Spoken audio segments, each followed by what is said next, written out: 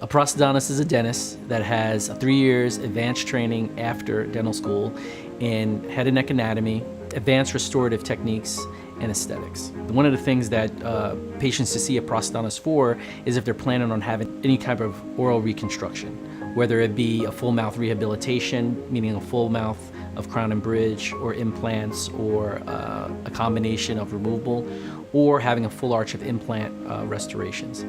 The reason being is with that advanced training comes the knowledge, the ability to really prepare and to set the case up so that it runs smoothly and the patient gets the best result.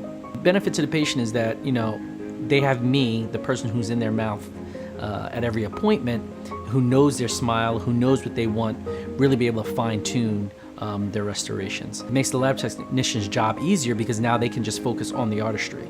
They're not really trying to build a bite. They're not trying to, make sure the tooth is long enough and the patient's not sitting there with them. I can make all these adjustments and then they can just give me a beautiful restoration.